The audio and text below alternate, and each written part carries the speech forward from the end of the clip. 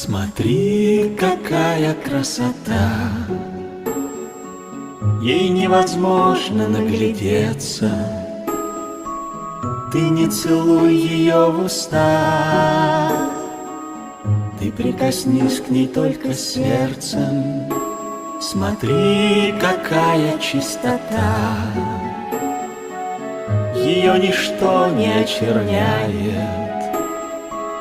Наивность белого листа от пустословия спасает.